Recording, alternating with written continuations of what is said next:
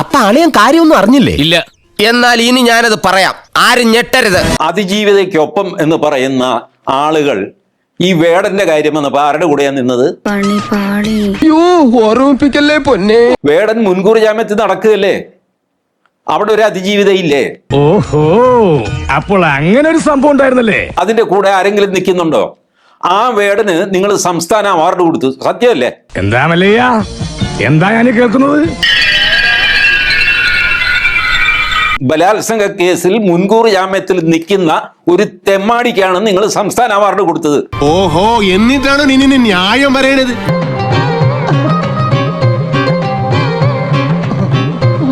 എന്നിട്ട് അതിജീവിതയ്ക്കൊപ്പം എന്ന് പറയുന്നു. നാണമില്ലേ നിങ്ങൾക്കൊക്കെ? ഇന്ന് മുഖ്യമന്ത്രി വന്നിട്ട് അങ്ങേരും അതിജീവിതയ്ക്കൊപ്പം. എന്ത് തേങ്ങ? ഈ നടന്നതൊക്കെ ഒരു ഗൂഢാലോചനയുടെ ഭാഗമാണ്. ഇവനൊക്കെല്ലാമേ തെരിച്ചു പോച്ചാ. ഈ വേടന്റെ കാര്യത്തിൽ അതിജീവിതയ്ക്ക് വേണ്ടി ആരും സംസാരിക്കാത്തത് എന്താ? ഒരു മനുഷ്യനില്ല. എന്തൊരു കാപട്യമാണ് കേരളത്തിൽ നടക്കുന്നത്. നിയമം എല്ലാവർക്കും ബാധകമാണല്ലോ. ഈ അതിജീവിതയ്ക്കൊപ്പം പ്രസംഗിക്കുന്നവരെ കൊണ്ട് മനുഷ്യന് വഴി നടക്കാൻ മേല. അല്ലേ, സിനിമ നടിയല്ലെന്നല്ലേ ഉള്ളൂ.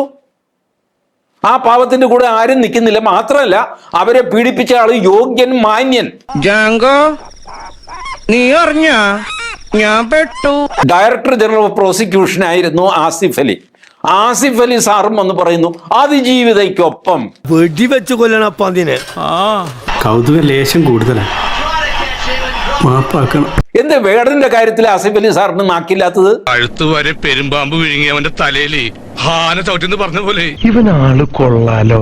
ഈ വേടന്റെ കാര്യം വന്നപ്പോ ഇവര് ശബ്ദം ഉയർത്തണമായിരുന്നു. എവിടെ പോയി ഇവരുടെയൊക്കെ ശബ്ദം? എവിടെ പോയി ചാനലുകാരുടെ ക്യാമ്പയിൻ? അതൊരു പുതിയ കാര്യമല്ലല്ലോ. ഔട്ട്റേജിയസ്. എന്തൊരു കഷ്ടമാണ്. എങ്ങോട്ടാണ് ഈ സമൂഹത്തെ കൊണ്ടുപോകുന്നത്? പിന്നെ നാണക്കെടുത്തി. നല്ല തങ്കപ്പെട്ട മനുഷ്യനാണ് കേട്ടോ. അനീതി എവിടെ കണ്ടാലും അപ്പൊ എതിർക്കും. TV ചാനൽ നിങ്ങളുടെ കയ്യിലുണ്ടെന്ന് വിചാരിച്ചിട്ട് നിങ്ങളുടെ സൗകര്യം പോലെ ആക്കാം, അല്ലെങ്കിൽ നിങ്ങൾ വേട്ടക്കാരന്റെ കൂടെ കൂടും. അവമാനിക്കരുത്, ഞാൻ നല്ലൊരു കുടുംബത്തിൽ പറഞ്ഞവനാണ്. നീ നല്ല കുടുംബത്തിൽ പറഞ്ഞു, ഞാൻ പിന്നെ മറ്റേ കുടുംബത്തിൽ പറഞ്ഞാണല്ലോ. ആരും ചലഞ്ച് ചെയ്തില്ല. WCC പോലും ചലഞ്ച് ചെയ്തില്ല വേടൻ അവാർഡ് കൊടുത്തപ്പോ. ഇങ്ങനെയുള്ള സന്ദർഭങ്ങളിലാണ് നമ്മൾ സ്വയം നിയന്ത്രിക്കേണ്ടത്. ഇങ്ങനെ മിണ്ടാൻ പറ്റാതെ നിൽക്കുന്നതിന് ഞങ്ങളുടെ നാട്ടിൽ എന്താ പറയാന്നറിയോ? അണ്ണാക്കിലെ പിരിവെട്ടി. വൈരമുത്തുവിന് അവാർഡ് കൊടുക്കാൻ നേരത്തെ പറ്റില്ല എന്ന് പറഞ്ഞവര് വേടൻ അവാർഡ് കൊടുക്കാൻ നേരത്തെ മിണ്ടിയില്ല.